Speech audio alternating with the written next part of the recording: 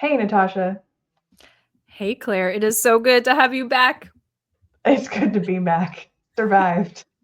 Summer is here. Yes. What does summer mean to you? What is the difference? Um, well, my kids are still in school because we're here up in Cambridge, Massachusetts. So the school year goes through the end of June, which is wild. Wow. And that means when we come back to Texas after that, they will be starting school like a month later. So they're going to get a very short summer because in Texas we start, like mid early August. Yeah, that's crazy. And doesn't feel like summer up there quite yet, does it? I have packed my winter clothes so many times to just unpack them. I'm like, "What do you mean it's May and it's in the 40s and now we're in June and I had to pull it back out because it's rainy and dreary and we wake up in the 50s and this what's the weather like in Texas, Claire?" I think it hit 100. My car said it was 100 yesterday. And we had the food truck championship of Texas over the weekend, and I'm sunburned and I have chigger bites Oh, everywhere. That's summer right now in Texas. but So you had that a food truck. yeah, I did have food truck, so I can't complain. Had some amazing gourmet donuts and coconut shrimp tacos. Ooh. Pretty What incredible. is a gourmet donut? So if you had parlor donuts before, No. those are like the best gourmet donuts. I think that's a chain that might be national. I don't know. But it's like you take a donut, you have to put it in a bowl or a plate because it's got stuff stacked all over it.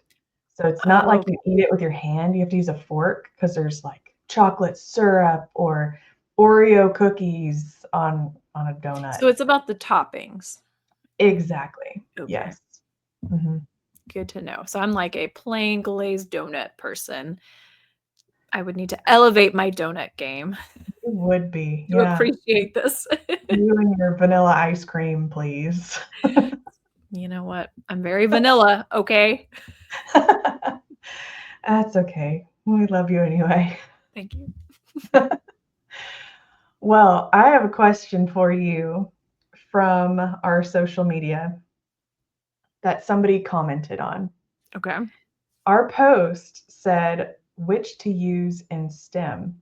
Now, Kelly Sinclair commented saying, I think a more thought provoking question might be design process or engineering design process. She said, I don't have the answer. My experience is that in STEM classrooms, we tend to teach the engineering design process, when in reality, the work the students are doing more closely aligns to the design process. I would love to hear your thoughts. So the context to that post was which to use scientific method or Mm-hmm. engineering design process. And our intention there was to distinguish between when you're trying to understand some natural science phenomenon like, I don't know, wind or drag as our favorite topic, you use this like scientific thinking. But then when you're trying to apply that science to solve an engineering design problem, you're using what we call the engineering design phases. But then she's taking it a step further and saying, if you look at just that design piece, so you're trying to solve a problem, you're building a thing like a catapult or a rocket or a space lander, are you in fact using the true engineering design process or just the more, I'm thinking, generic design process? Mm-hmm. So all I did here is Mm-hmm. rephrase the question. Claire, what do you think? You did. I knew what you were doing. You're trying to turn this back on me. You got me. Well, I think it was really interesting that she commented that way because I think we get stuck on trying to distinguish between scientific method and engineering design because scientific method was all that used to be taught. I mean, in grade school, were you ever taught engineering design process? No, No. I'd never heard of it. Uh, and so we still run across classrooms where the scientific method is being taught to do engineering challenges. And we're like, you're forgetting this is engineering. You can't approach it in the same way as science. It's not inquiry, it's more about testing. And but are we actually doing engineering design when we're doing design? So what does that engineering word mean? It's Yeah. talking about like engineering sciences. Are we teaching how to design using things in engineering? So to me, that means like, depending on what your challenge is, are you doing something that requires an understanding of how engineering principles work? Like if you're building a bridge, are you designing it based on how you understand how beams work and the stresses and strains on beams or on bridges in general? That's Mhm. Yeah. what it means to me. What about I you?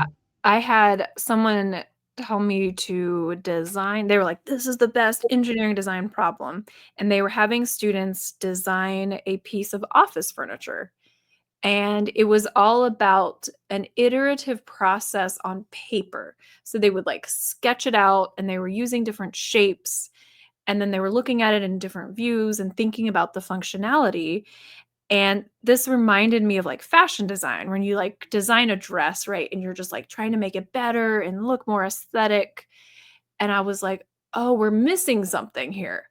Because, yes, this is design, but it's the difference between an architect and a civil engineer.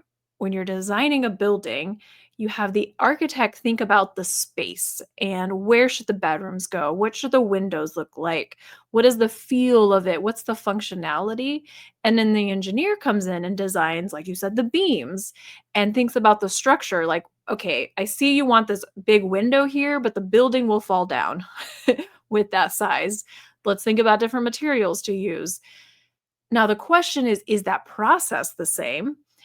And there are elements that are similar, but the big piece of engineering is you have to, be an expert in the field of engineering and engineering sciences to really solve that piece of the design problem. Mm, yes, which is so hard for most teachers because if you've not been trained as an engineer, how do you even know what that means? And so that might mean just going back to, well, what science do kids need to know? And then what science turns into an engineering design. So, for example, there's something that I always start my school year off with in about third grade is we build some structure out of newspaper. So, like a chair out of newspaper that must hold one of your team members. You've done this chair Mhm. challenge before. Yeah.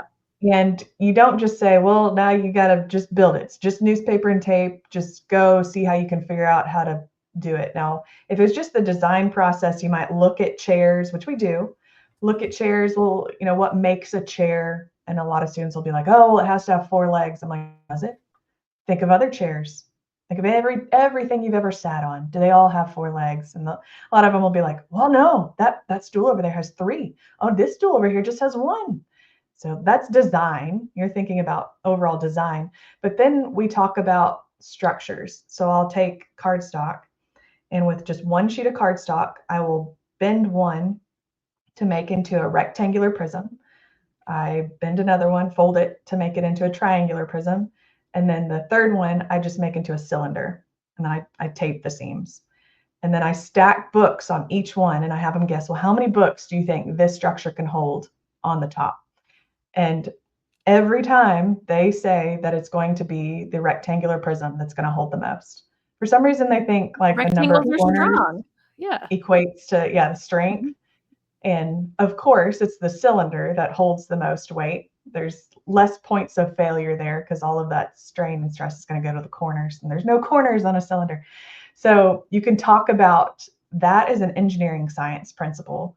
And then that informs their design. So when they're making the legs of their chair, guess what shape they're in? Why do you think that shape worked? Well, remember what we just figured out there? So that would be incorporating an engineering science into an engineering design problem, not just doing the design process of, well, what do you know? What have you seen? Make it look like this. That's how Right. I would. And there's that phase, the step that we have, which is like gather background knowledge and collect data. So your data collection here was looking at different shapes and the students recognizing that certain shapes are stronger and to use that to inform their design. Now, we often like get annoyed that what we call art projects, right, are put under STEM because it's missing out the science component. But I think that we also should consider that, like, say, fashion design or architecture, while they may not be using the same engineering science principles, they are also experts in their field. So an architect, when they're designing a building, has to have extensive knowledge and understanding of human psychology and light and how you function in the space, like with the space colony competition, right? We have the engineering experts and thinking about the engineering solutions, and then we have the architecture experts and thinking about how the space works. On the fashion side, you need to understand materials, and there actually is a little bit of science here, right? With like the type of materials, if it's translucent, if it's going to flow a certain way. And that's often more, I guess, like intuition as you're like playing around with different fabrics and things, and you're not probably understanding the chemistry of it. But there's like background involved to it. And so this isn't meant to like pit different design problems against each other. It's just to say, make sure as an educator you're understanding the kind of design problem you want the kids to focus on, and then provide the appropriate background knowledge to support it, because we're trying to get away from tinkering. Not that there's anything wrong with tinkering. We should still encourage like playing around with materials, but in a classroom setting, when you have standards to meet, we got to meet those by bringing it into our engineering design challenge, and that is these science standards that inform it. Yeah, yeah, that's exactly right. I mean, it's just it's word matching, kind of. Yeah. It's Mhm. we've had an episode before where we've talked about, is this an engineering design problem that would require an engineering solution? And Yeah. that's exactly what it is. There's no like superior design problem. It's Right. just trying to match what it is. Like if you're doing science, you're going to use science to complete the science mission. If you're doing an engineering challenge, you need to use engineering practices to solve it, right? Um, Mhm. I love to sew, so I love the analogy there with the fashion. And I had one problem that I had to solve where my husband had an airplane that he would put outside and he needed to cover it. And we didn't have like airplane covers are really expensive. We had a car cover that we bought, and I was like, well, how can I make this into an airplane cover? And so, This is such because a unique problem right, right. to do. I was like, I can do this. And so I was able to like put it over the airplane and like measure where fins were, where antennas needed to stick out, and then like cut different shapes and then sew it on. I had to Okay. know what kind of thread would Yeah. withstand the structural integrity because the thread has to be just as strong as the material. So you need to know these things. Mhm. Um, yeah. I'm just cracking up because there are gonna be listeners out there that are like, "I also sew, Claire." Like, when you started, you were like, "I love to sew," and they're thinking, "Oh, she must mean, like, making a Halloween costume for her kids or hemming up pant." No, she's trying to cover up an airplane, guys. She's trying to sew an Hey, airplane cover. I love well, it. this is something we had a engineer from NASA who worked at Mission Control that presented with us at Seek. Um, his name is Ike, and he's amazing. And he ended his part of the presentation with this one slide about, I think it was like 10 things or so that he'd learned. And it's like 10 things I want you to know. And he talks to college students, and this would be like his words of wisdom. And one of those things was, you never know when you're going to use certain skills. So develop all kinds of skills. And one of the skills that he had was orienteering. Which is like a sport. I don't know much about it. Sounds really fascinating. I think Mhm. my brain goes to like geocaching. When you Right. think of orienteering, it's like you're supposed to go to a certain point. You need to like figure out how to get there and use like a compass and things.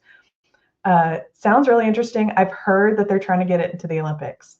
But Oh. anyway, he did orienteering as a kid, like a Boy Scout kind of thing.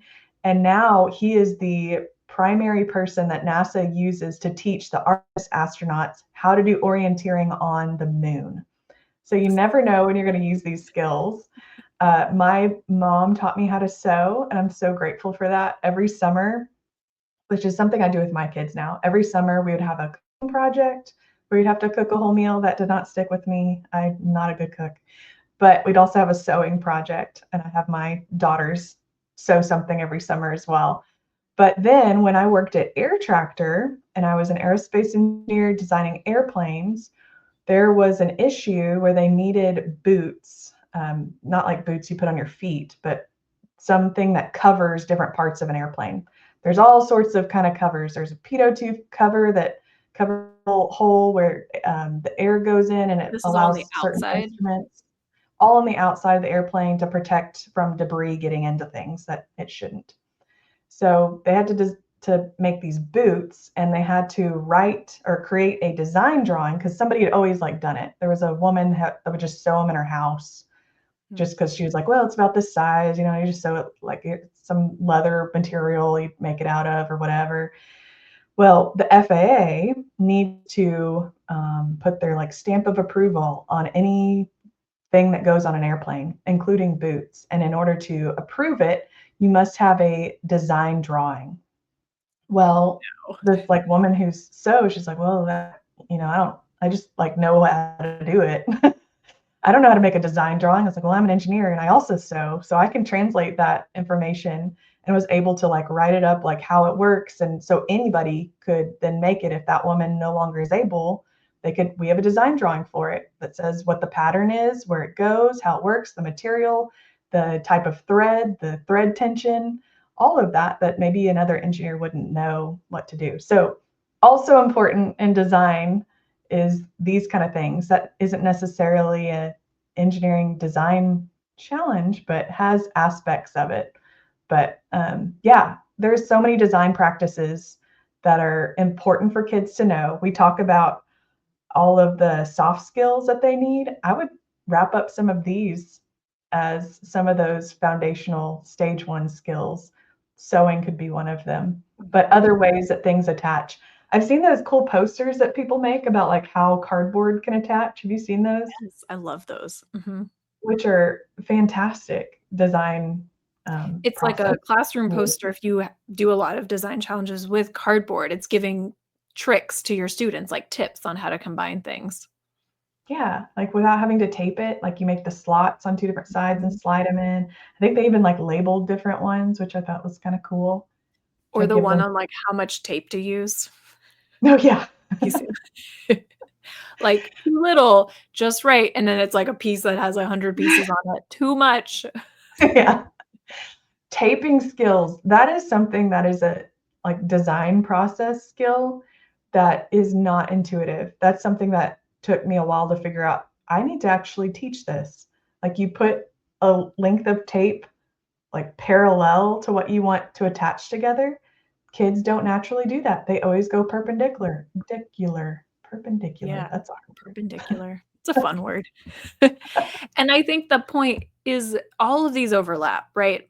Taping, cardboard, like all of these are also art skills. And in thinking about our engineering foundations, you mentioned stage one, we have this making bucket. And these are like making skills, using scissors, cutting things, taping things, gluing things, attaching things, right? You may not actually do those things as a Boeing aerospace engineer, right? But they help you understand this physical world of how materials work. And we think they're developmentally appropriate and absolutely necessary at the elementary grade for these skills to be cultivated. And there's just so much overlap, though, with your art classroom and the art teacher, and that translating to a makerspace and then translating into an engineering classroom. So again, all of this overlaps, like your skills and interest in sewing translated to engineering skills at at an air tractor company. So there's not like clear division. So I guess I don't want to like overthink this, right? Like everything either is engineering design or is a general design term or is art. Like it all supports each other. It's all about being intentional and understanding what are your goals in teaching this space lander challenge, or you have your astronaut helmet challenge where they also sew, right? Mhm. Yeah, that's true. Overlaps. Yeah, you're right. I think having a diverse set of knowledge on how the world works is the point of all of this. Yeah. And when you get we're not trying to create this machine that pumps out engineers, but our hope is that when that kid that has an interest in STEM and engineering goes into their career in engineering, they're going to have to be trained anyway on whatever it is that they're doing, but they will have some background knowledge to pull from that's set this experience level where they understand things that will help them be successful. So whether it's design, I don't know, just the design process or engineering design process, that's just fine. Do both. Do Agreed. either one. It's all great. We love it all. Yes. Okay. Well, thanks, Natasha, for answering that question. If you are out there I did. Do listening, not give me full credit. helping me answer the There you question, go. thanks for chatting this question with me. Perfect. And if you are out there listening to us on the STEM Space Chase, as I like to picture you, relaxing in the summer, drinking a lemonade on your That was STEM so Space, good.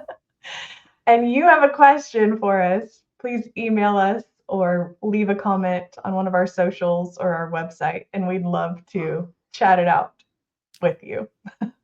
But for now, STEM Space out.